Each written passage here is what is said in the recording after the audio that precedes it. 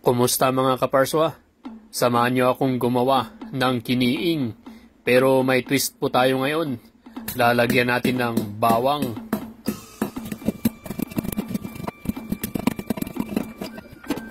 Para po sa mga viewers nating nagtatanong kung paano po gumawa ng kiniing.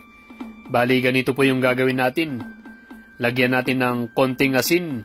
Pero depende po sa inyo yan. Kung gusto nyo po yung sobrang alat o kaya hindi ganong maalat, pwede ring walang asin. Lalagyan ko din pala ng paminta. Depende rin po sa inyo kung gusto nyong lagyan ng paminta at bawang. Pero yung original na pagkikiing po ay asin lang po yung nilalagay. Same process lang po hanggang matapos po itong ating pagmamarinate. Tapos ibabad tayo iti may isang arabi. Isang gabi po natin ito ibababad. Tomorrow for sure. After pagkatapos ng isang gabi, ito na po yung ating ibinabad na gagawing kiniing o kaya'y smoke meat. Bali, tusukin natin. Tapno dati paghangeran na. So ti pangibiti ng tiramdaman o pasukan tayo. Ado nga talaga ti trabaho na ti agaramit ti smoke meat. Ngam numaramanan nyo, sigurado nga quality, wino champion nga kunada. Wow!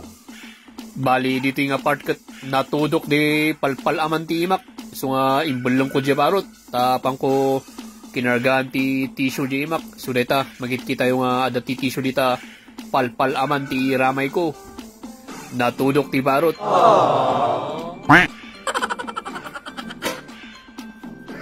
Ready na po itong ating ibibilad ay papausukang karni ng baboy.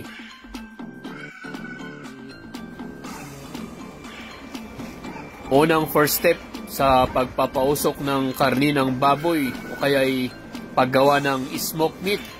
Siyempre, pasgadan tayo pa dito area nga pagaramidan tayo ti smoke meat.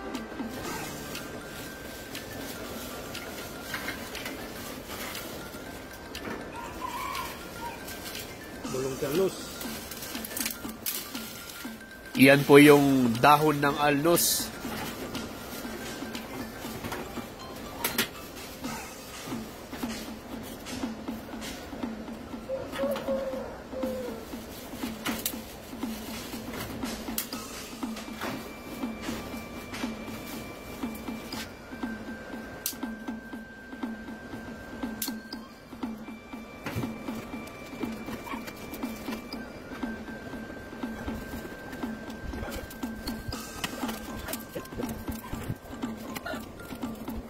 Yan, nag-uumpisa ng magpuor-puor.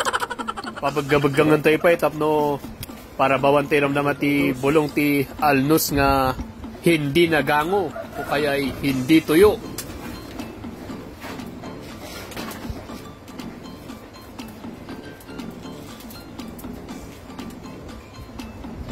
Isampay na natin itong ating gagawing smoke meat. Iyan, ngomni. Malakas pa rin yung kanyang baga. Pero okay lang yan. Lalagyan natin ulit mamaya ng dahon ng alnos. Dagijay hindi tuyo. O kaya'y naganus pa lang bulong ti alnos. DIY lang po itong ating ginawang smoker. So nga, hasta nga talaga. Kita nyo mati cover na. Cover ti feeds. Pero goods pa rin itong ating ginawang smoker. Sudagan tinagaramid hanggang shop.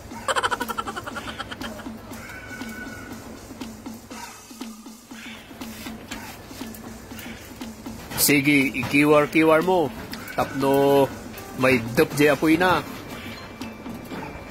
Sa mga viewers natin dyan, padasan nyo mat nga garamit ti smoke meat. Sigurado nga quality. Mayat pa'y tiruangan ti smoker tayo. At dapat ti baboy na.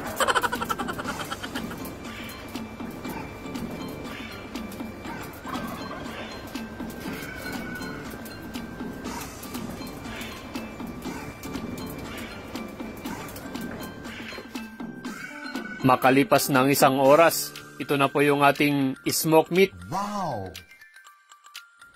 Sa mga viewers pala nating nagtatanong kung ano po yung itsura ng alnus tree, bali ito po yung kanyang bunga at ganyan po yung kanyang dahon. Wala po yatang ganitong kahoy sa mga lowlands at ganito po yung kanyang sanga. Nuklapom kat kasta. Yan. Pagkatapos ng 3 oras, ganito na po yung ating smoked meat. Medyo nagda-dark brown na siya. Wow! Pagkatapos ulit ng 5 oras, ganito na po yung ating smoked meat. Hindi ko na po mabilang kung ilang oras na po ito, pero pwedeng-pwede na po ito mga kaparswa. Naubusan pala ako ng dahon ng alnus, kaya sinunod kong ginamit yung dahon ng langka. Bali, medyo hapon na po, kaya akasan tayo na ito'y binilag tayo. Baka akasan pa lang ti ag-iitik. Medyo hinay-hinayin nating kunin itong ating smoked meat.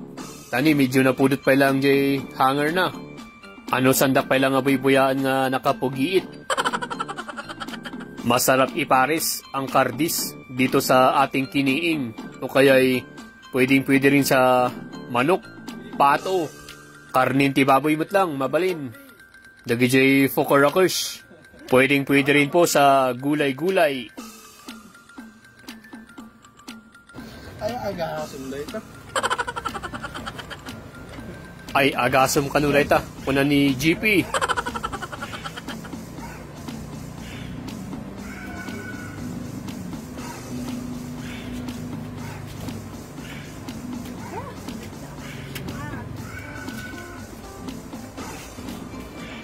Ito na po yung ating smoked meat o kaya'y pinausukang etag, wino kiniing. Yan, mabalindaytan.